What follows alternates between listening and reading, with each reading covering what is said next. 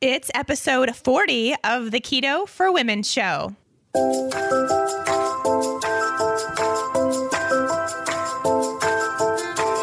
You're listening to the Keto for Women show, and I'm your host and nutritionist, Shawn Miner.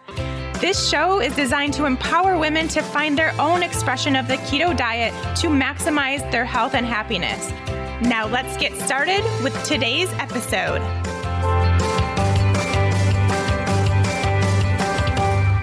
Hey there, friends. Welcome back. Thanks for joining me here on Keto for Women today. Always happy to have you here with me, chatting about all kinds of things related to women and keto. Today is no different, of course, and a very special topic with a very special guest. And I have to tell you that prior to recording this interview, I was like, okay, cool. A lot of people are asking questions about this. This is something that's a hot topic for me, at least in the Keto for Women community, as far as people reaching out and wanting more information. But it wasn't all that interesting to me personally, and you'll find out why. But once the interview started going and we really got into the research and the data and just everything that this guest of mine knows about this topic, I was fascinated. It is such a great episode, so much amazing information, whether you are in this stage of life or not. Really great info to learn about low carb for pregnancy, gestational diabetes, the whole topic of keto and pregnancy. This stuff is really awesome to know because we're eventually all going to know somebody who's pregnant.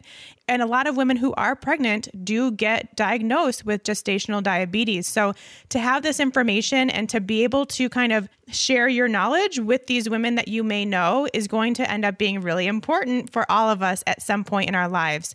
So we're going to get into this episode really shortly because there's a ton of great information and I want to get right into it.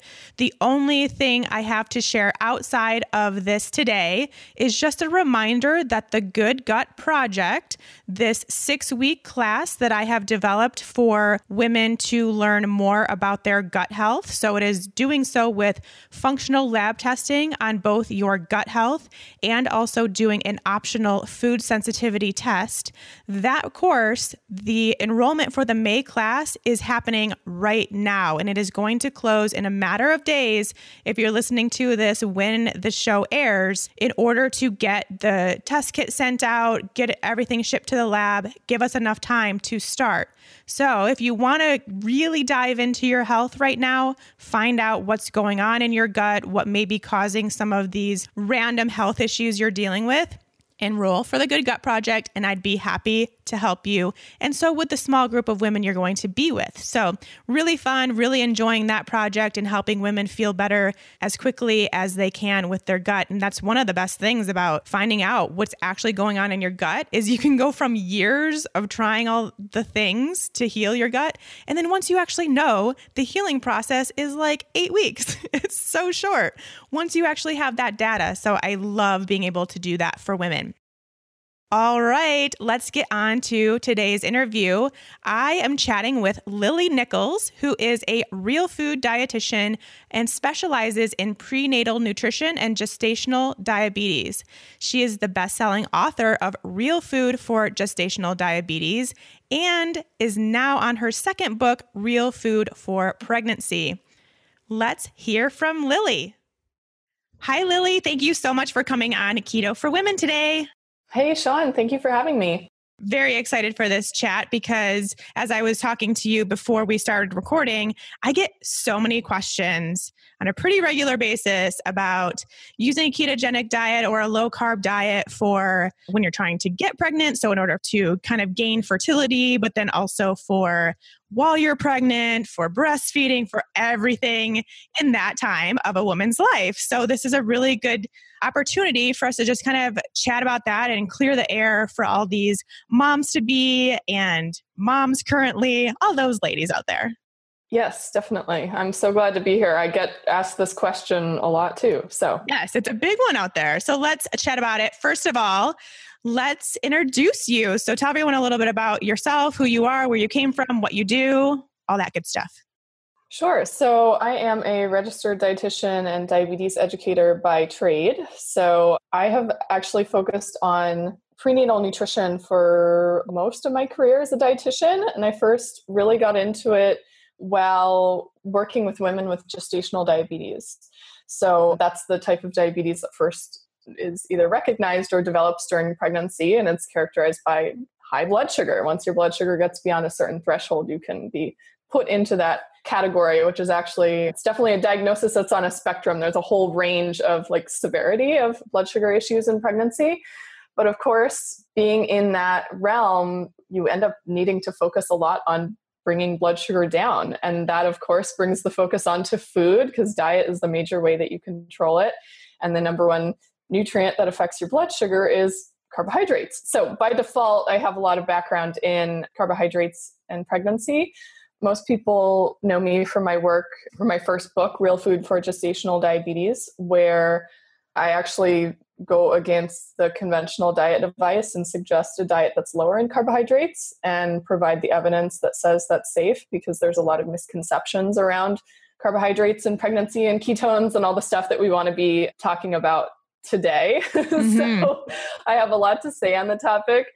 And I've just released my second book, Real Food for Pregnancy, which I have a similar stance nutrition wise, but I cover many, many more topics, because this is really a whole different animal of a book. Really, for most women would probably be picking this up early in their pregnancy versus gestational diabetes. You're usually getting diagnosed in the third trimester. So the first book is very much blood sugar focused. Mm-hmm. And the second book kind of covers that and everything else. So I love it so much. First question, just not even on this topic, but I'm very curious. So you are a dietitian. How did you make that transition, or how did it happen that you kind of became into the real food world? Because I think we know in most cases, there's a lot of kind of learning the food pyramid and that going towards the food pyramid in that kind of program. Oh, yeah. So, but then you obviously had to go against kind of what you learned to get where you are now. Yeah. Very good question. I was one of those sort of oddballs that was really into nutrition before I started my conventional training. I was raised in a very health conscious household, and I was working under a nutritionist before I went to college. And it was there that I was introduced to the work of Dr. Weston Price. Mm-hmm. So very traditional style of eating, like how ancestral diets. This was like before paleo got really popular. Yeah. So Weston Price was kind of, it was before then. I mean, he was a dentist who did research on nutrition back in like the early 1900s. Yeah, and it was a little weird back then before paleo. He was more of kind of had this outlandish style diet. Exactly. So at the time, I was actually eating vegetarian. I was eating low fat, eating soy, lots of whole grains, trying to limit saturated fat and meat. And this nutritionist I was working with was like, hey, you might want to check this out. Soy might not be the best idea. You might actually want to incorporate more animal foods. Just think about it. And so I read his book, like from the 1920s or 1930s, and I read Nourishing Traditions, and that really colored the lens through which I viewed all nutrition information that I was giving in college. So I was very eyes wide open and kind of a skeptic while I was in my training, and really used my access to the scientific literature. I mean, as a student, you have access to all the medical journals. It's just amazing. So I really got obsessed with research at that time. And so I was always kind of questioning what I learned, because it didn't align with what I had personally found to make me feel better, because my health really turned around when I started incorporating more fat and more animal foods.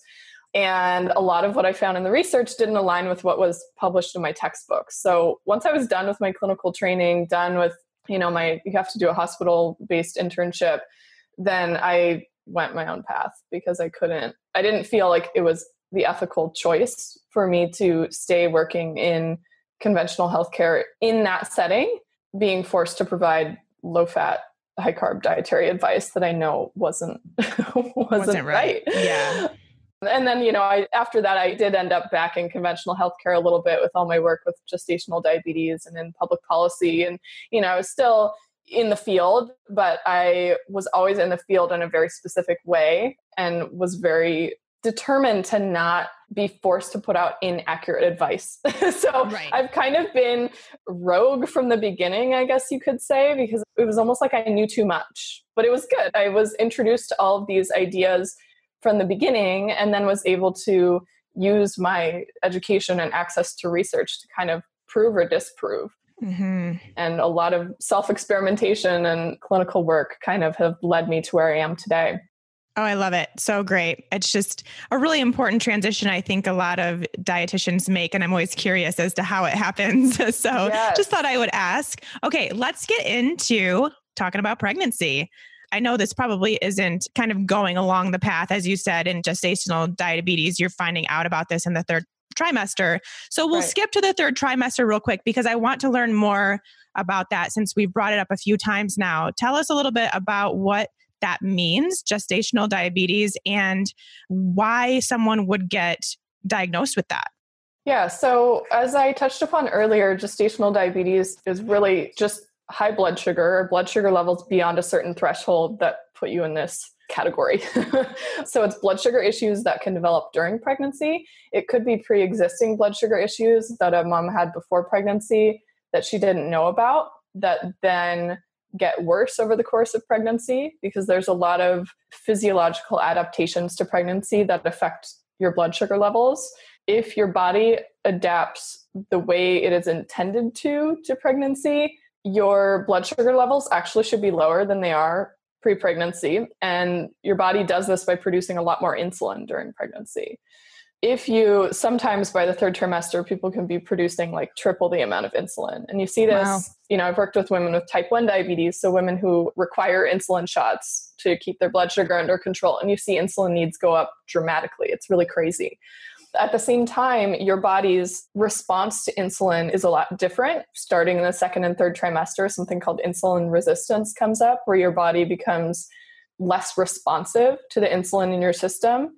And for people who have pre-existing insulin resistance already coming into pregnancy, and or if their pancreas does not adapt by producing more insulin to overcome this insulin resistance, you can end up with high blood sugar. And so this can happen for a variety of reasons. Like I said, it could be something pre-existing. So there could be a family history of diabetes. There could be some blood sugar imbalance going on, like PCOS, polycystic ovarian syndrome, which often has insulin resistance as a hallmark. If a woman starts her pregnancy at a slightly higher weight, that's usually, but not always, associated with insulin resistance. So that's like another risk factor. Again, sometimes the pancreas just doesn't adapt. And that's like, again, some of these things are out of your control. And then some of them, there's a bit of control that we have over them, sometimes by the way we eat or sometimes by certain things in our preconception care. It's a complicated diagnosis though, because we don't always have perfect answers. Like up to 50% of women don't have any of the classic risk factors for gestational diabetes and seem to get it. So it's really tricky. Yeah. And it doesn't seem like it's something that if you are seemingly healthy and then all of a sudden this becomes a diagnosis in your pregnancy, it doesn't necessarily mean that you have terrible blood sugar issues for the rest of your life or anything like that, right? Not necessarily. Gestational diabetes is actually the number one most reliable predictor of a woman getting type 2 diabetes later in life. Oh, that's fascinating. Yeah, like big time. So up to 70% of women who have gestational diabetes will end up with type 2 diabetes within 5 to 10 years after having their baby. Oh, that's huge. It is actually really huge.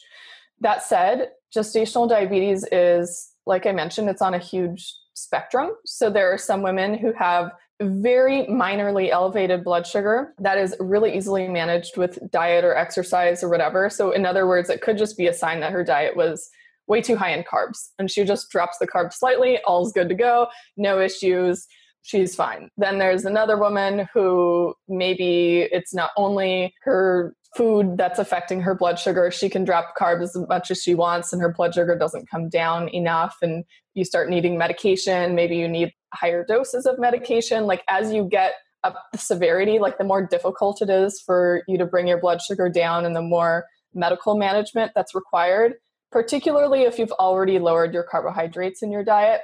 That tends to be, just in my clinical experience and also what we see in the research too, that tends to be a bigger predictor of having a blood sugar issue later in life. So again, my like convoluted answer is like, it is and it isn't. It's kind of like the warning light coming on in your car, like, hey, check the engine, make sure everything's okay. It could be a really minor thing, or it could be like, whoa, there's a serious blood sugar issue here that you want to keep an eye on for the rest of your life. Like you want to be proactive about this for the rest of your life. But I'm always telling women, that can be really a silver lining, because you are getting this early warning sign. Your body still is producing insulin. We see all this great data on people eating lower carb, able to I'm talking like type 2 diabetes, like people can go off their blood sugar medications sometimes. Like you can restore decent function of your pancreas and restore insulin sensitivity with nutrition and lifestyle changes a lot of times. So it's not always like fate or destiny that like, oh my gosh, I'm going to get type 2 diabetes no matter what I do. Like you do have somewhat of a say. Right. And it's just sort of that reminder, like, hey, step up. Let's keep doing what you're doing during pregnancy, after pregnancy, and keep you really well. Because I also have women, like I've had people I've seen through multiple pregnancies. Sometimes they've had gestational diabetes one pregnancy and you expect it to like get worse and worse next pregnancy. I've had women who required insulin their first or second pregnancy and then don't require it for the next one because they've changed their lifestyle. So you never know. Right. Think about it like life is in your favor. Your blood sugar control is more within your control than you think. Go with that, be proactive, and then, just reassess wherever you're at. Let's talk about the test that you have to do for gestational diabetes. I've never done it. I don't have kids, but I've heard about it. Yes. And you have to drink like basically straight sugar, right? Yes. And causes some people some upset. And it's some sort of fake type sugar or something not ideal for our health. Let's chat about that. What do you think about that test? Oh man. So we could talk for probably an hour and a half on this topic alone. So I'll try to keep it under wraps. The test you're talking about is called the glucose tolerance test, or the glucola. And it is the most widely used and really the most researched method for diagnosing gestational diabetes. It is gross, depending on where you are drinking. Well, it's always drinking a certain amount of glucose or sugar. And then they test your blood sugar sometimes before, hopefully, and then after the test at certain intervals. And depending on where you're at, it can use different amounts of glucose. So the amount of glucose they can give you can be anywhere from 50 grams to 100 grams. And then they compare those to the average of what other pregnant women get. On one hand, the test is sort of one and done situation. You like go into the office, you get the test done. If all is clear, you can just go on your merry way and not worry about it. If something's high, then to monitor your blood sugar. Great. Like it's a way of kind of stratifying like risk. The issue is that it's a lot of sugar. A lot of people don't want to do that for a variety of reasons. I absolutely relate to this. Mm-hmm. And I even have like a 2-part series on my blog about my experience with the glucola. It is not always accurate. And there's always, as with any test, a risk of false positives and false negatives. False negatives I sometimes see in women who have really, really high insulin production, which, as I'm sure isn't necessarily a good thing. That's usually like an adaptive response to your body, like constantly having high blood sugar. So sometimes I see those women pass the test and they probably shouldn't have. Then you also see false positives where you have women who are diagnosed with gestational diabetes, like their test is high, but then they go and start monitoring their blood sugar at home and their blood sugar is like totally great. Like what's going on with that? And sometimes you see that in women who eat a lower carb diet. And essentially, and this has been known since like the 1960s, you can go back to research from the Journal of the American Medical Association from the mid-1900s and find all this research showing that glucose tolerance tests are not accurate in the context of somebody eating low carb, because your pancreas has temporarily made this adaptation to not produce large boluses of insulin at a time, because you don't need that because you're not eating large amounts of carbohydrates. So your body gets hit with a large amount of glucose and it hasn't yet adapted to that. So your blood sugar is temporarily higher. You repeat a glucose tolerance test on those people after they've carb loaded for about a week, so at least 150 grams of carbs or more a day, and then they'll pass the glucose tolerance test, flying colors. You see the same thing in horses. I actually cover this in my new book. It's really interesting. You give horses a like grain supplement versus them just eating like alfalfa and grass. And the horses eating the alfalfa and grass fail a glucose tolerance test. Those are the ones eating their natural diet. And these are pregnant horses, by the way. Mm-hmm. The ones having their diet supplemented with a grain ration, they pass the glucose tolerance test. Oh, wow. Because their body's adapted to it at that time. So again, the test just isn't perfect. And there are probably goes beyond our conversation today, because I know you want to get into more general carbohydrate stuff, but there are different testing options, like early pregnancy ones. There's other ones you can consider for later pregnancy. I think definitely the most proactive choice, if you're able to, and if you can get your care provider on board, is to get a blood sugar meter and test your blood sugar at home. I mean, that gives you the most real life, I should say, information about what's going on in your body and which foods give you the best blood sugar numbers. It's like actionable real world information, but it's work. And a lot of people don't want to do it. Like, I have to poke my finger 4 times a day. I have to carry around these supplies. I have to And so there's always going to be a percentage of the population who probably is best served by just doing a glucose tolerance test. And there's always going to be a percentage best served by an alternative method. So I have like a huge section in the new book about all the different like pros and cons of all the different testing options for gestational diabetes and how to choose the right one. I don't think the glucola is horrible. I think like there are better versions of the glucola. And I also don't think it's right for all women. That's like probably the sentence that sums up my feelings about it in a nutshell. Yeah, which is understandable. It's understandable, definitely. Okay, so let's say someone does get diagnosed with gestational diabetes or notices that they have blood sugar issues during their pregnancy if they're testing on their own, which I think would be a great idea for everyone. But what do you recommend as their dietitian? How does this transition then into perhaps a low carbohydrate diet? Yeah. So absolutely, if somebody has blood sugar issues, the first step is to lower your carbohydrates in your diet. I mean, carbohydrates are of your macronutrients, like fats, carbs, and proteins. Carbs are the ones that raise your blood sugar the most. So that's the first place that you need to look. And a lot of people really, maybe your audience is already super aware of this, but the general public is not aware of all the places that carbohydrates come in their food. So they might just think like, oh, it's just grains, potatoes, pasta, bread sort of foods. And they don't also realize that like, oh, there's actually carbohydrates in milk and yogurt and anything that's sweetened and fruit and beans and all these whole food sources. So, you know, a lot of my work really focuses on, at least with gestational diabetes, is getting people aware of all the different places that carbohydrates are coming in and understanding like how to combine those foods with the other foods that don't raise your blood sugar, like protein and fat foods, for example, don't raise your blood sugar. So like eggs and meat and cheese and those foods don't raise your blood sugar. So those foods you can have in, you know, greater quantities than you can your carbohydrate foods. And honestly, that's like, but again, if I'm trying to keep it short and sweet, that's like the main thing that I focus on is just like where you get your carbohydrates, how you combine them with other foods. My recommendations are less carbohydrates than the conventional guidelines, because the conventional guidelines push a minimum of 175 grams of carbs per day. I know everybody has different ideas about what constitutes high or low carb, but 175 pretty regularly fits in the higher carb category, or at least moderately higher carb.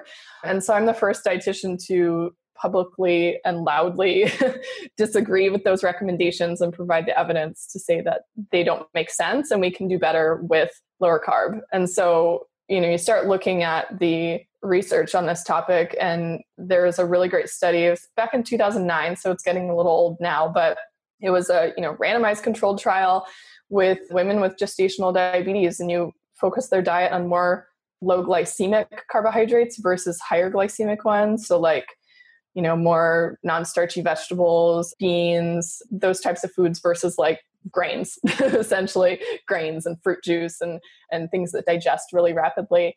And they're able to drop insulin requirements dramatically by 50%. So your chances of requiring insulin are way, way lower if you focus your diet on low glycemic carbs versus high glycemic carbs, especially your processed carbohydrates, like things made with flour or like any sort of instant grains, instant rice, instant noodles, whatever. And it's physiologically nutritional common sense, but some of this information is rather groundbreaking when you see it in the context of like, what are the conventional recommendations for women with gestational diabetes, which are often like 45 to 60 grams of carbohydrates per meal, which is just a recipe for high blood sugar. It just doesn't make sense. Seems very obvious to people like us. It does. So where does that 175 gram, and is that just for any pregnant woman, that guideline? Yes, that's for any pregnant woman. Where does that come from? Yeah, good question. Yeah, this was something that it took me a long time to find this information, which is kind of crazy because, I worked in public policy on gestational diabetes. So of all people, I should be able to like find this quickly. When I started looking at it, you just see this recommendation. It reappears in research studies, and then they just sort of like incestuously cite one to the other. I finally tracked it down to the Institute of Medicine document. It's like a over 1,300 page document about macronutrient requirements, and they have a section on pregnancy. Essentially, they go with the estimated average requirement for pregnant women, which is set at 100 grams of carbohydrates. And then they add additional carbohydrates to account for the increased energy needs of pregnancy, and then the amount of glucose that's estimated to be required by the fetal brain, which is about 33 grams a day. And then that brings you up to about 175 grams. I think they round up a little bit to make it a nice number. But what's funny about that document is you start reading through it and you're like, okay, 100 grams is the starting point. Like what? Right. I remember at the time, like when I'm not pregnant, like I pretty regularly eat less than 100 grams of carbs a day. So like, what the heck? Anyways, you start reading in this document and then you find this sentence that says, the lower limit of dietary carbohydrate compatible with life is apparently 0, provided that adequate amounts of protein and fat are consumed. Oh, interesting. Yeah. So this document contradicts itself in multiple places. And clearly there are like millions of people eating low carb, less than 100 grams a day, and they still survive because your body has these magical built-in mechanisms to keep you alive because you can produce glucose from other sources, namely fat and protein, and stay alive. So even if we assume, 33 grams of glucose for the fetal brain and, a little extra, it's still, you could probably do a lot less than 175 grams. And I know I personally saw in practice that works a lot better for better blood sugar control. And the second step on like, is it safe or not, is looking at the whole, ketone issue, which I also did. And I also think you want to talk about that. Yes, I can't wait. We're going to talk about that in a second. But what I first want to know, and this is, I think, why both of us get so many questions about this topic, is I think there's this kind of fear, which happens even just people being afraid to get into ketosis. It's this fear that if we don't have carbs, something bad's going to happen. And in the case of pregnancy, it's like, is my baby not going to be developed appropriately if I don't have carbs? Right. So can we kind of dispel this myth that we need this certain amount of carbohydrates in order to make a baby? Yes. Well, as I already said, the recommendations are 0. Just this they're a big guesstimate when it comes to pregnancy. Right. I personally don't think it's 0. What I like to do is like reverse engineer a prenatal diet. So like look at the things we know are absolutely required and then go backwards and look at food and also look at it in the context of ancestral diets. And when you start to look at the micronutrients required for fetal development, you generally don't see those in high amounts in high carbohydrate foods for the most part. I mean, there's definitely exceptions, and I'm like all for women. I think we talked about before we started recording, you and I both agree that like carbohydrate needs are definitely an individual thing. Some women will need more than others. I mean, I've worked with women with type 1 diabetes who need very low carbohydrate intake to keep their blood sugar managed. And to think that suddenly because you're pregnant, you need to have a lot more carbohydrates, which then causes your blood sugar to go astronomically high, doesn't make sense, because high blood sugar, at least beyond a certain threshold, is a known teratogen, which is something that causes birth defects. This is why like the rate of miscarriage and fetal loss is very high, at least in women who have pre-existing diabetes coming into pregnancy. And those early high blood sugar levels in the first trimester especially are are very risky to fetal development. So like, why would we necessarily need more of those? Like that part doesn't make sense with me. The big argument against going low carb in pregnancy is actually the issue of ketosis. So I should probably just go there now. Yeah, let's dive into it. So, when I was working clinically with women with gestational diabetes, that was always the big warning. It's like, you can't go lower than 175 grams because a woman might go into ketosis. Like that was literally the only rationale for not going low carb. And I honestly haven't found any other reasons why low carb would potentially not be a good thing. So I'm pretty sure that's the only one. The issue with ketosis comes down to misinformation and misinterpreted research about ketosis. So shocking. Now that ketogenic diets are getting popular, it's like a household term. Like this wasn't the case 5 years ago. Like I published Real Food for Gestational Diabetes in 2015. That was just when like keto was getting more popular. Certainly there was like a bit of a groundswell, but I think in the past year it was like one of the most Googled terms. So now everybody seems to know about ketosis. Like ketosis is the state that your body goes into when you burn fat. Great. The issue is that there is a type of ketosis that is harmful in the context of somebody with diabetes, and it's called diabetic ketoacidosis. And prior to very recently, and I think it's probably still the case in conventional medical care, even during my training as a certified diabetes educator, we were pretty much taught that ketosis is a dangerous state. It's like an emergency state that your body goes into when it's not getting enough, quote unquote, essential carbohydrates. And it's like not a good thing. It wasn't viewed as a natural state that your body goes into. But in truth, there are different types of ketosis that your body can go into. So you can go to diabetic ketoacidosis, which is no bueno. This happens in people usually with type 1 diabetes or insulin dependent type 2 diabetes. If you don't have enough insulin to allow your body to use glucose, so this is often in people who either misdose their insulin or skip insulin shots, your blood sugar can go very, very high. Your blood sugar is not able to be utilized by your cells because insulin is kind of part of your body bringing blood sugar out of your bloodstream and into your cells. And your body ends up burning fat as fuel instead. And you end up with very, very high blood sugar levels, very high ketone levels, like 30-fold higher than you would see in a normal state.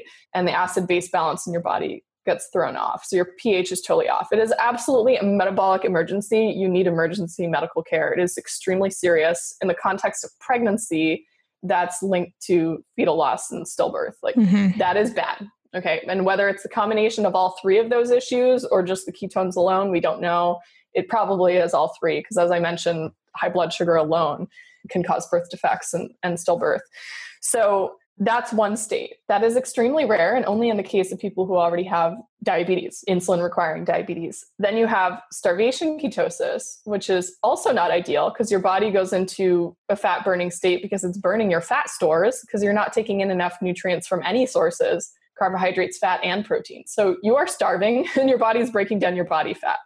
That's no good for pregnancy, obviously, because you're starved of essential nutrients. So no bueno.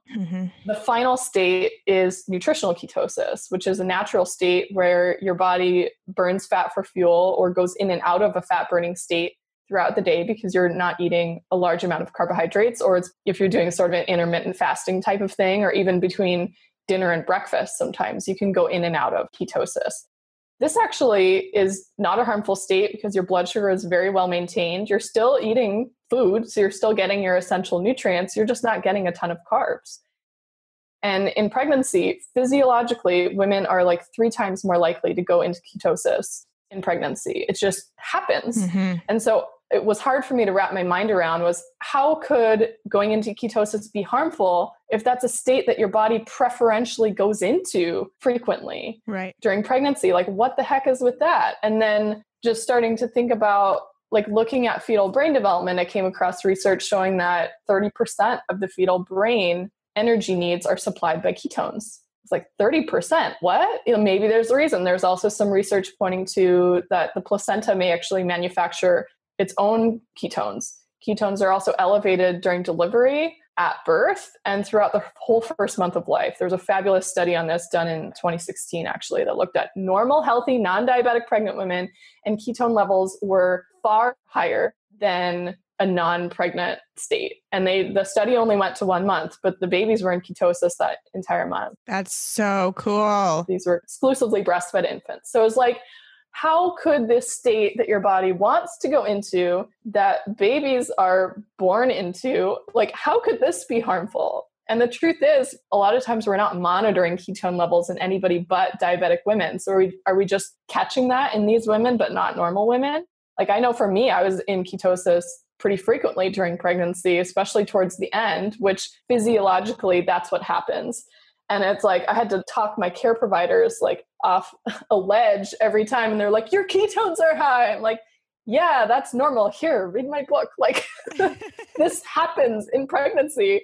It's not an emergency. Like, the only way to turn that off is to like stuff your face with tons of carbs, which, right, if you're following the conventional recommendations, I guess you are, but is that advantageous? Like, no, because your diet's lower in micronutrients when you eat more carbs, and ketones play a role in brain development and everything. So, I don't think that women need to necessarily like try really hard to be in ketosis. I just think it's something that often happens naturally, even in women who aren't severely restricting their carbohydrates. Like, I wasn't eating like 20 or 30 grams of carbs a day. I was eating a lot more than that. And I was still regularly in and out of ketosis. It just happens. It's like just fact of life, not an emergency.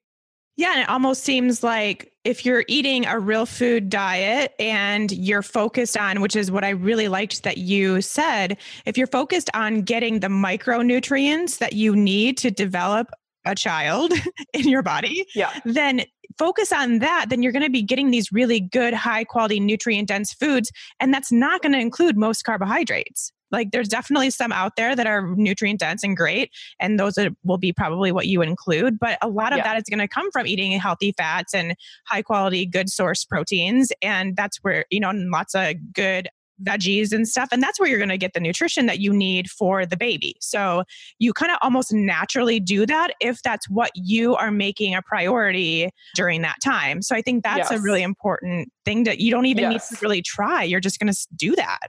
Yeah. Before we get any further with this episode, let me take just a second to tell you all about the Ample Ketogenic Meal Replacement Shakes. I'm so excited that this product is now out there. I can't wait for you all to try it.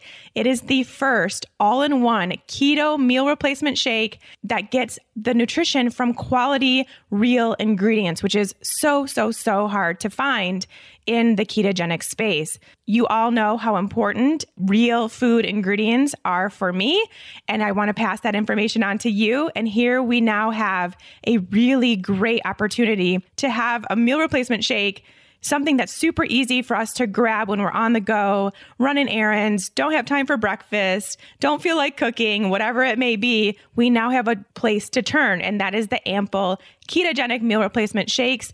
70% of the calories in this shake come from premium healthy fats such as MCT oil powder, coconut oil powder, things we're already eating on a daily basis anyway. There are only 6 grams of net carbs in each meal, and it comes along with 40 billion CFUs of probiotics, which is like 10 times what you would get by drinking a kombucha. So they're really taking care of our gut health. They're keeping that in check while we're on a ketogenic diet. They have the prebiotic fibers necessary too within this shake to feed the good bacteria in your gut. They've thought of so much. It has potassium and magnesium so that if you're going through the keto flu or you just want to work on your electrolyte balance, which is something we talk about a lot on Keto for Women, that's taken care of too.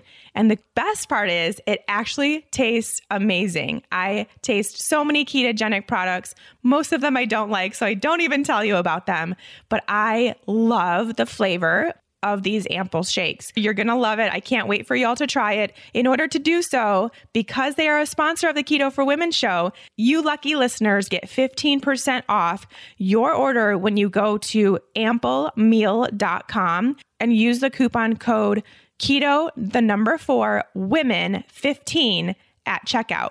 That's amplemeal.com and use the coupon code keto4women15 to get your 15% off your first order. I will make sure to have this information linked in the show notes so you can get easy access to your 15% off. To back up what you're saying on the micronutrient thing, they found that there was a really great study that looked at micronutrient intake in the context of dietary carbohydrates. And well, in the context of all macronutrients, they were trying to see like what macronutrient levels are like ideal and which ones provide the most micronutrients for pregnant women.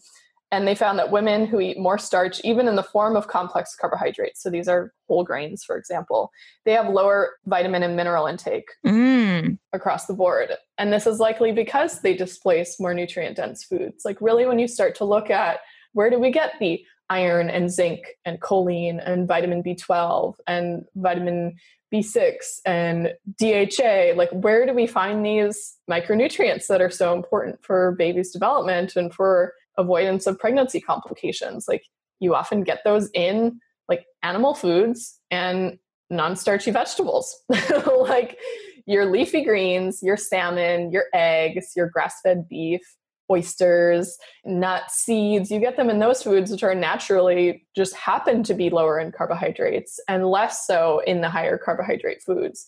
And again, it doesn't necessarily mean that women need no carbohydrates, because of course you're going to be getting carbohydrates from a lot of nutrient dense plant foods, even ones that aren't super high in carbs, like leafy greens have some carbs, nuts have some carbs, berries have some carbs, you know, and there's always, depending on your blood sugar, there's often room for things like sweet potatoes and winter squash and some fruit and stuff like that. But it really points to there not being a whole lot of room for grains, and especially the refined grains. You see a lot of, there's like all the micronutrients have been removed, minus what few have been fortified via like enriched flour. You know, you get 3 B vitamins and a poorly absorbed form of iron. It doesn't really make up for what has been removed. Right.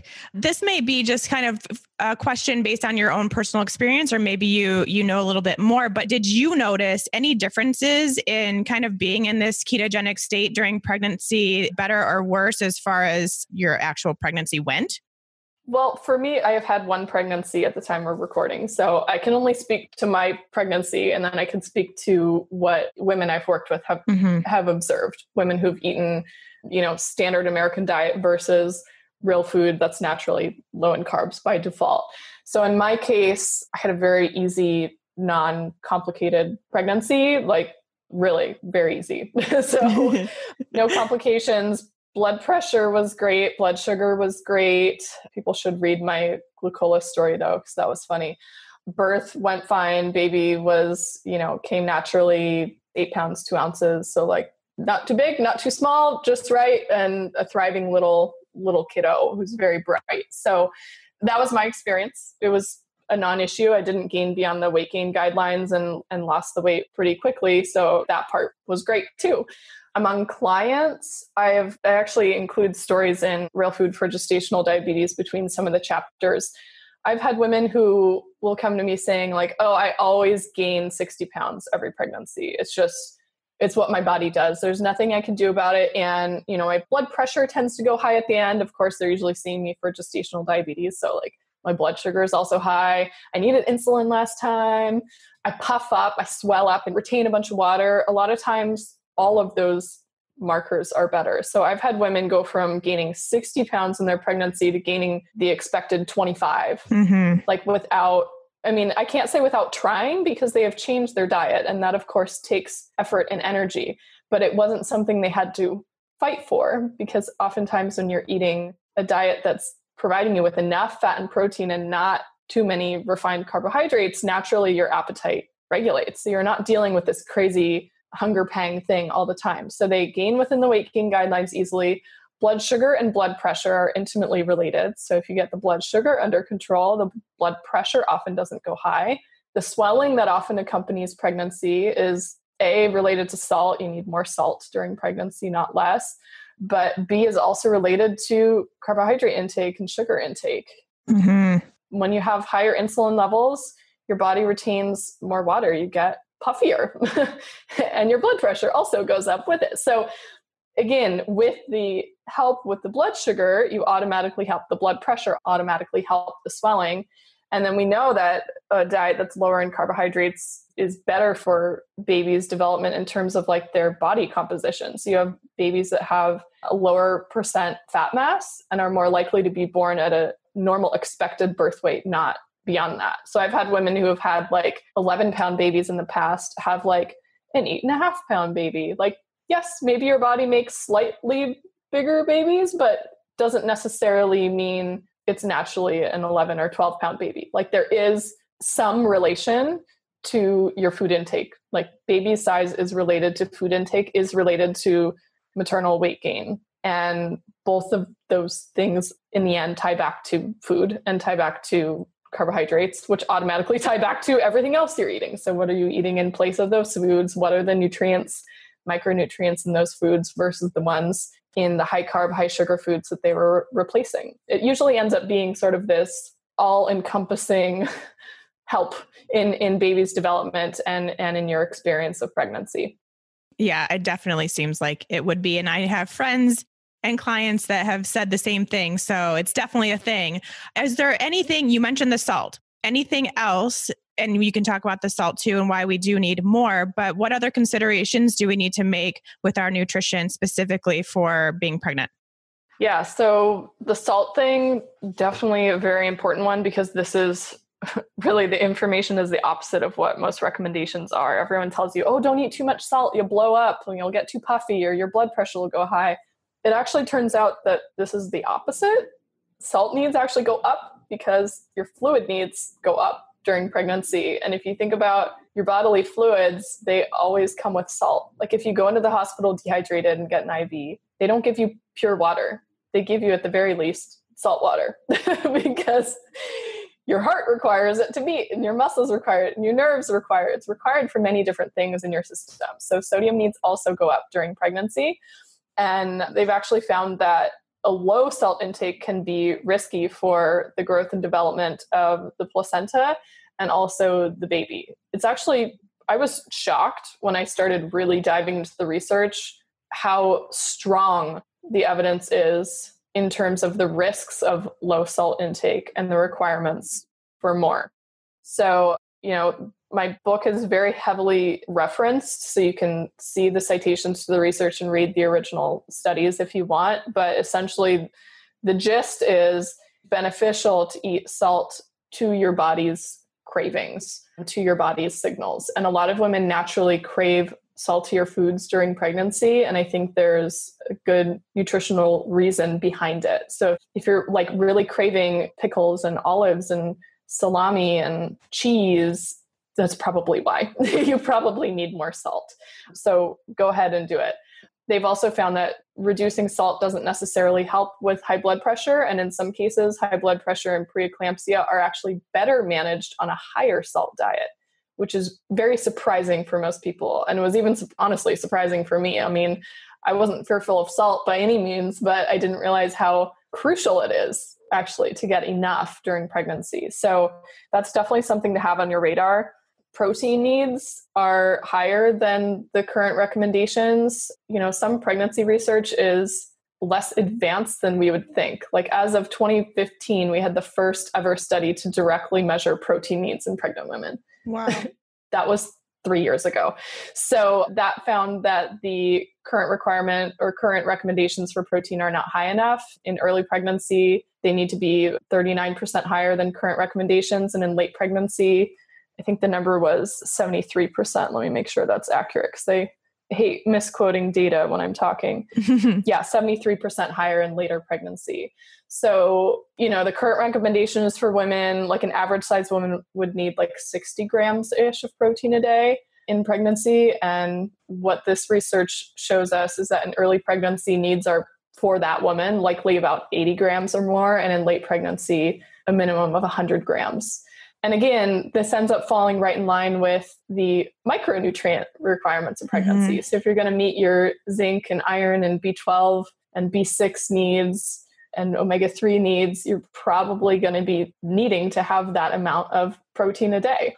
And then you start looking at studies on what do pregnant women naturally tend to eat. They actually tend to eat around 100 grams or more of protein a day. So some of this is like reassurance that what your body is telling you to do is the right thing to do. So practicing mindful eating, I think, is very, very important. A lot of this research also points to, some of the wisdom from what traditional cultures, the foods that they emphasize during pregnancy. It seems that there's a lot of modern data to back up those practices. Mm-hmm. Yeah, we talk about intuitive eating a lot around here on Keto for Women show, because it's something I think that really all women should be doing with their food and learning how to listen to their bodies. And I really think that pregnancy is a great time to do that for a woman, because you really have almost like a heightened sense of what your body is telling you at that moment. Absolutely. Yeah. There's this weird uptick in your intuition and body awareness. It's true. I'm huge on mindful eating too. And again, it's some people think it's kind of like woo-woo, they just want to go by numbers. They need data. And yeah, I mean, obviously I'm super data driven as well, but there is actually research on it. And they show that women who practice mindful eating actually tend to eat less junk food and more nutritious real food by default. Like you start listening to your body's signals, and say you indulge in something that's not made from, real food ingredients, I don't know, donut or whatever.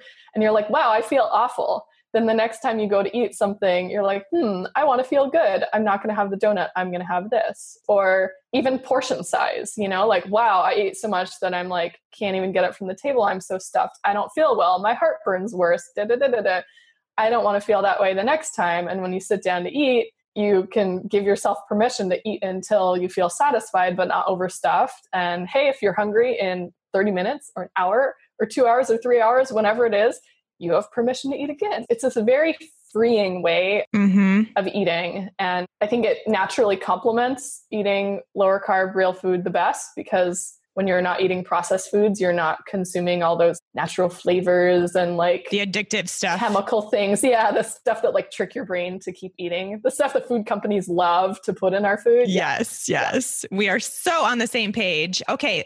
Last question / topic. What are your thoughts, or I guess, does anything need to change that you just mentioned once you start breastfeeding? Oh, yes. Excellent question. So yes, like with a caveat, I actually have a section in the book all about the fourth trimester and breastfeeding and whatnot. And I include some information on carbohydrates specifically. So postpartum is crazy. You are recovering from birth, which for most people is like the equivalent of running a marathon or two. So you need nutrient repletion fast and you are starving. Also, you have all these hormonal adjustments. You have healing from birth, which maybe you tore or were cut surgically, depending on the circumstances of your birth. There are tissues that need to heal. Plus, you're now producing milk for this baby, and that requires a lot of energy. So as a whole, like your energy needs are way higher and you're very hungry. You need to eat. First and foremost, you need to eat, you need to drink lots of water, you need to recover, you need to rest. When it comes to foods, like the same nutrient-dense foods that are important during pregnancy are important while you're recovering and breastfeeding as well. That doesn't change. The carbohydrate issue may change for some women because when your energy needs go up, a proportion of those energy needs may also be supplied by carbohydrates, right? So proportionally, even if you thrive on a low carb diet, you may be eating more carbs while you're breastfeeding, which is totally fine because it's highly energy intensive. Some women are also notice that their milk supply is not as good if they go super strict low carb. And I think we don't know why this happens because there is some research on lower-ish carb during breastfeeding. The lower carb diet had 137 grams a day, so definitely not keto. And the high carb, well, they were probably still in ketosis if they were breastfeeding. However, the high carb plan had 265 grams a day. So low carb in relation to that one, and the milk output was not different. However, I hear from a lot of women that they go to low carb and their milk supply suffers. And there's a couple reasons that this could happen, like lower carb diets naturally reduce your hunger levels, so you may be under eating. Or if you're choosing lower carb because you want to lose weight, you may be intentionally under eating, which is not good. Lower carb diets also result in water loss. So you need more fluids to produce breast milk. And then if you're also eating super low carb, you need even more fluids. So maybe you're not able to keep up with that.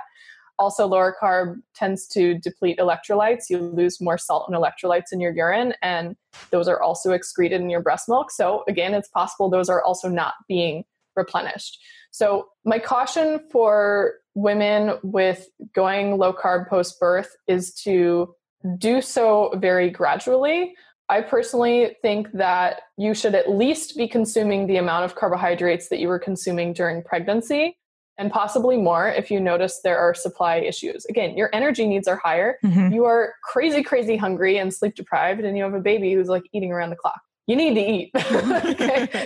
And if it's carbs or not carbs, like, I don't care, you need to eat. If your goal is to breastfeed long-term, you want to do everything you can to establish and maintain your supply long-term as well. So again, if that for you means eating more carbohydrates, do it. And then if you feel your best eating low carb, like, I don't think it's necessarily, I'm past the 2-year mark with my son and still nursing, and I eat pretty low carb, at least now. And I'm still producing milk, not much because I'm 2 years out, but I didn't personally intentionally try to lower carbs in my diet. I mean, I was eating the way I usually do, so it certainly wasn't high carb, but I was definitely not eating ketogenic levels of carbohydrate, traditionally ketogenic levels, like 20, 30 grams or less a day. It was probably closer to 100 to 150, maybe even more than that on some days in the early months, because you are still establishing your milk supply. Mm-hmm. Again, your energy needs are higher, and sometimes you don't even have the time or luxury to eat or prepare food. So sometimes it is a matter of just getting the calories in. So if you're going to go low carb, wait until your milk supply is established. And I would say that's usually, 2, 3, sometimes 4 months before you consider going there. If you do go there, don't intentionally restrict your calories. You might actually need to intentionally eat more, because low carb tends to lower your appetite. And a lot of the milk supply stuff is just related to energy intake, period. So you need to eat more energy, and then enough energy, and probably need to try to eat more when you're going low carb. And then if you do go that route, don't go from eating I think what happens a lot of times is women sort of don't make their food choices from a nutritional standpoint early postpartum and go off the rails and then go, oh my gosh, I need to get back to keto because I felt great when I was keto, right? And you have a 4 to 6 week old, they're going through a growth spurt. You go from 200 grams of carbs a day to 20, and your milk supply plummets. Right. This is that does happen a lot for all the reasons that I just mentioned. Don't be that person. If you're going to go low carb, make it from a choice of eating nutrient dense foods and providing for yourself and your recovery, and do it gradually. If you're eating 200 grams of carbs a day, cut it by 20 a day or 15 a day. Gradually get to that point. You don't want to put your body in shock and also not eat enough, because what I see is a lot of women super under eating when they go keto. Oh, yes. Yeah. So bad. Again, it's I don't think keto is necessarily bad during breastfeeding. I think a lot of women have a not great experience with it because it's maybe not implemented correctly or gradually. Mm-hmm. Or there's always the possibility that you are that person who needs more carbs in the early breastfeeding phase, and own it. Do the mindful eating thing and own it.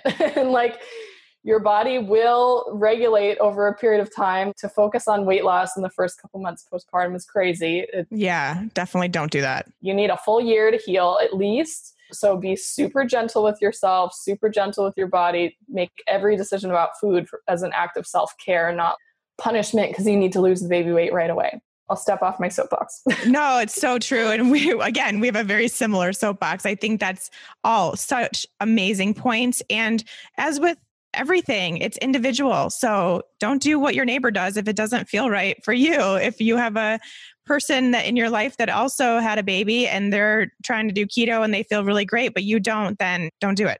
It's that easy. Yeah. So okay, this was so fascinating. I actually, as someone who doesn't have kids and is not something that's I'm looking to do in my near future, I'm still very fascinated by the whole topic. So thank you so much for sharing all of that. That was really great. So you have these 2 books. Tell us a little bit more about that, where we can get them, where we can learn more about what you do, that sort of stuff. Sure.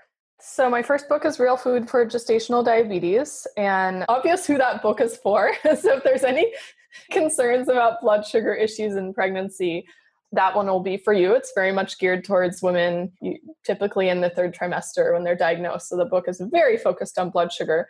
You can find more about that at realfoodforgd.com. I have a free training there on gestational diabetes and like the issues with the conventional diet and why real food is the better alternative. If you just want more information on that without buying the book, go over to realfoodforgd.com. Real Food for Pregnancy is the new book, and that is available at realfoodforpregnancy.com. For people who just want to dip their feet in, I do give away the first chapter at realfoodforpregnancy.com, and that includes something that a lot of people are really enjoying, which is a nutrient comparison. I did like a micronutrient analysis on a real food meal plan, one of mine, versus the conventional one that's pushed in the Academy of Nutrition and Dietetics materials. And you can see the data doesn't lie. You can see which one gives you more micronutrients. Just get a feel for why it makes so much sense on so many levels to eat real food during your pregnancy. I mean, you can reduce your chances of many complications or manage them easier, and you can also optimize your baby's development. So I can't think of any better reason than that to embrace it. And then finally, my main blog is pilatesnutritionist.com. So if people are interested in my most recent blog post, you can go over there. Thank you so much, Lily. This was awesome. I really appreciate you sharing all your stuff. You bet. Thank you for having me. Great conversation.